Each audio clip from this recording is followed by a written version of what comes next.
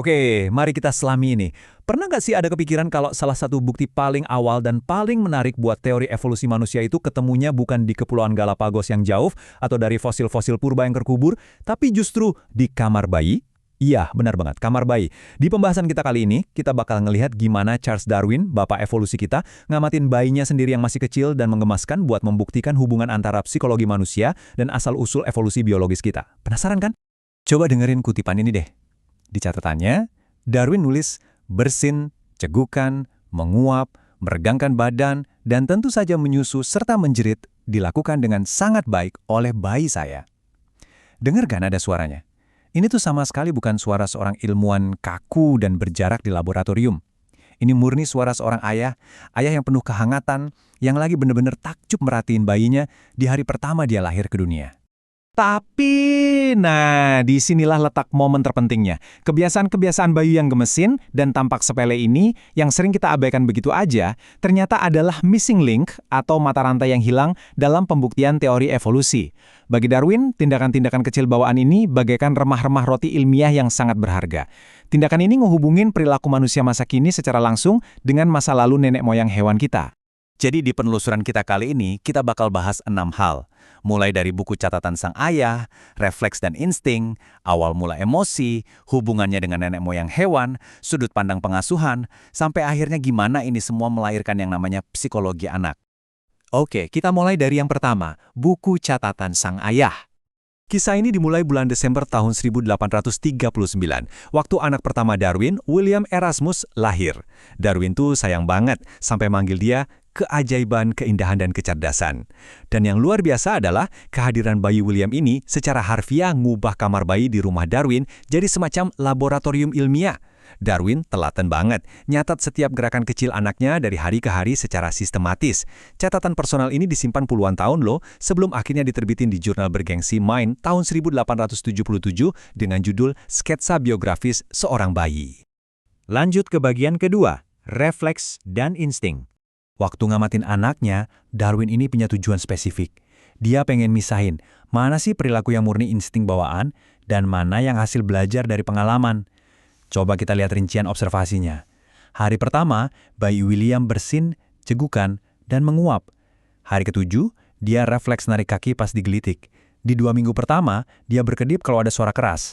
Terus di hari ke-114, dia sengaja nyelipin tangannya ke bawah jari ayahnya buat diisep. Kenapa ini penting banget? Simple aja. Karena bayi William belum pernah diajarin ngelakuin itu semua.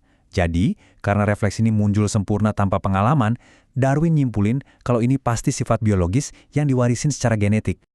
Sekarang masuk ke bagian ketiga, awal mula emosi. Observasi Darwin ternyata nggak berhenti di gerakan fisik aja. Dia bikin semacam garis waktu buat perkembangan emosi si kecil William. Mari kita lihat gimana hal ini berkembang. Di hari ke-7, responnya cuma refleks fisik mekanis pas digelitik. Tapi di hari ke-45, ada lompatan besar, senyuman sejati pertamanya. Matanya berbinar, nunjukin kebahagiaan internal. Terus pas umur 4 bulan, William mulai nunjukin rasa marah dan ngambek. Darwin nyatet kalau mainannya diambil, darah si bayi bakal ngalir deras sampai wajah dan kulit kepalanya merah padam. Di sini kita bisa lihat jelas, gimana refleks sederhana tumbuh berkembang jadi emosi kompleks yang sangat nyata. Kita sampai di bagian keempat, hubungannya dengan nenek moyang hewan. Disinilah gagasan utamanya. Darwin ngelihat perilaku lucu bayinya sebagai sisa-sisa evolusi atau jejak tak terbantahkan dari nenek moyang non-manusia kita. Dan ini secara brilian diilustrasikan lewat perbandingan. Darwin ngebandingin rasa marah bayinya waktu mukul mainan sama insting gertakan rahang anak buah yang baru menetas dari telur. Nggak nyangka kan? Dia juga nyamain gimana bayinya ngerespon humor sejak dini.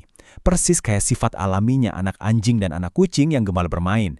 Darwin melihat kalau amukan atau senyuman William sebenarnya berakar kuat pada kelompok perilaku bawaan yang sama, melintasi berbagai spesies hewan. Tapi tunggu dulu, pas orang-orang tahu metode ini, pasti muncul satu pertanyaan krusial. Aman nggak sih neliti bayi sendiri? Apalagi di era Victoria waktu itu, ide soal seorang ayah yang tega naruh bayinya sendiri di bawah mikroskop biologi buat dicari persamaannya sama kera atau spesies lain, jujur aja, buat sebagian kalangan kedengarannya agak aneh dan sedikit mengerikan. Makanya, mari kita bahas bagian kelima, sudut pandang pengasuhan. Kita harus paham dualitas peran Darwin. Ayah yang penuh kasih sayang, sekaligus ahli biologi yang sangat presisi. Dia bahkan sering manggil bayinya dengan sebutan animal cool atau hewan kecil. Darwin pernah nulis, pada awalnya saya terkejut bahwa humor dapat diapresiasi oleh seorang bayi yang usianya baru 3 bulan. Tetapi kita harus ingat betapa dininya anak anjing dan anak kucing mulai bermain. Bayangin kegembiraan Darwin waktu main ciluk bas sama bayinya, seketika langsung memicu kesimpulan filosofis tentang pencarian kebahagiaan universal pada seluruh makhluk hidup. Kemampuannya ngegabungin dua hal ini benar-benar luar biasa. Akhirnya, sampailah kita di bagian ke-6, lahirnya psikologi anak. Buku harian dari kamar bayi William ini pada dasarnya melahirkan cabang ilmu pengetahuan baru jadi jembatan yang nyatuin psikologi manusia dengan biologi evolusioner. Pengikut Darwin mulai ngebangun apa yang disebut sekolah laboratorium. Mereka menjadikan sekolah dasar sebagai situs eksperimen, menjadikan keceriaan anak-anak sebagai proksi buat memahami evolusi pikiran manusia. Garis batas antara pikiran manusia, anak-anak, dan hewan secara sains mulai dikaburkan untuk meneliti proses belajar mendasar yang berlaku sama bagi semuanya. Pendekatan ini ngelahirin satu konsep penting, namanya ontogeni merekapitulasi filogeni. Bahasanya agak ribet ya, tapi intinya gini. Ini adalah teori yang meyakini kalau tahap awal perkembangan seorang anak itu secara individual merupakan cerminan mutlak dari sejarah evolusi spesiesnya di masa lampau. Jadi, ngamatin bayi yang lagi belajar jalan dan ngomong, itu ibarat kita lagi nonton jutaan tahun proses evolusi nenek moyang manusia yang diputar cepat di depan mata kita. Menarik banget kan? Nah, ini ninggalin kita dengan satu pemikiran provokatif buat direnungkan. Kalau senyum paling awal kita, dan amukan pertama kita waktu bayi pada dasarnya adalah gema atau warisan biologis dari masa lalu hewan kita, terus seberapa banyak sih dari emosi dan pikiran sadar kita saat dewasa yang benar-benar murni punya kita sendiri? Saya harap pembahasan ini mendorong Anda buat ngelihat sifat sejati dari emosi sehari-hari Anda dengan cara yang baru. Terima kasih udah belajar bareng saya, dan sampai jumpa.